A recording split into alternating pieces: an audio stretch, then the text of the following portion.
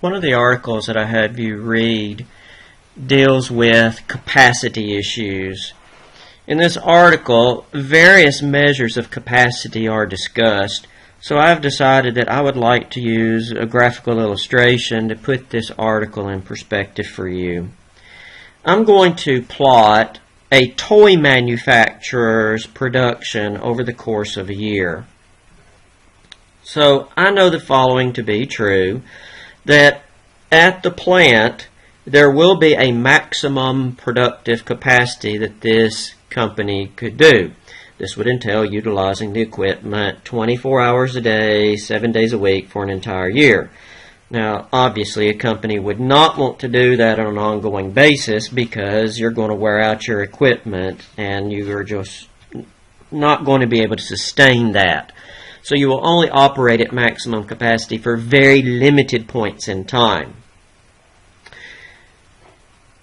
For a typical toy manufacturer, their production may look something such as this. I'm not going to be producing a lot of toys in January because it's just right after Christmas, and so there's just not that big of a demand. But as we start to progress closer to warmer weather, I'm probably going to start produce more toys so that kids can enjoy outside.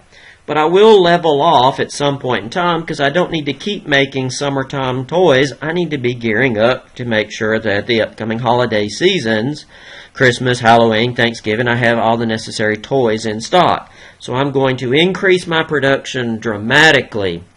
And if you notice, it spikes somewhere around October. If I don't have the toys in the store by then, there's a big chance that I'm not going to sell them. And so keeping up that level of production during December is not going to be wise. I'm going to drop that off quite dramatically. The point is, most people have already bought their toys for their kids back in October and November when we can find them or when the big sales are. So keeping on producing, you're just going to wind up having a lot of toys you're not going to sell. But notice, it's always different. So if I try and take a fixed cost, rent for example, and say, well, what's the cost per unit? In January, since you have produced fewer units, those units are going to be much more expensive. The cost per unit is higher. Fewer units have to share it.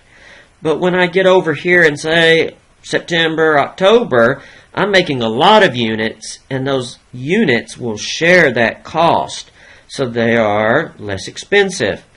But the rate, higher, lower, is different. The rent is still the same. It's fixed. So it introduces a lot of volatility, noise, so to speak, into the cost per units. So to stabilize that, we just look at the entire results for the operating period, and we say, on average, what are we doing? This concept is called normal capacity.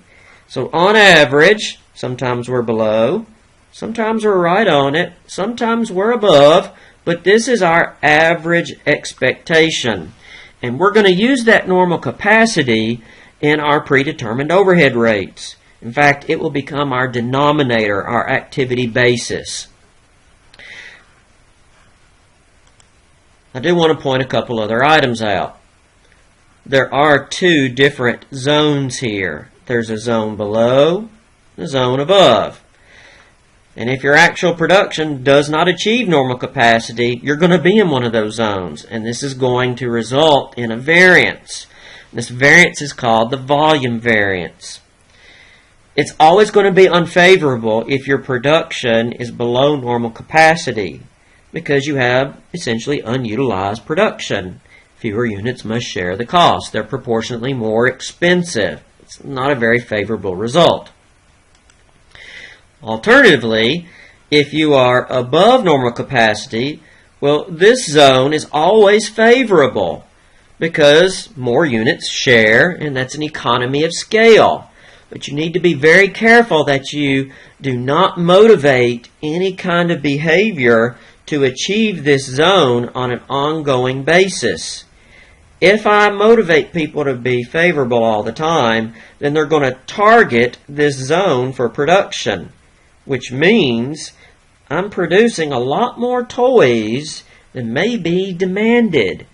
There's not a big demand in January. Your production should not be very high.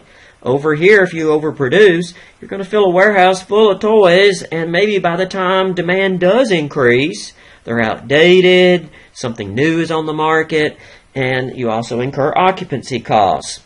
So I want to be careful to make sure that your operations throughout the year are based on what is needed, not just to achieve some favorable results. And so this article was talking about this in regards to making sure your capacity is based on normal measures and not what actually happens throughout the period.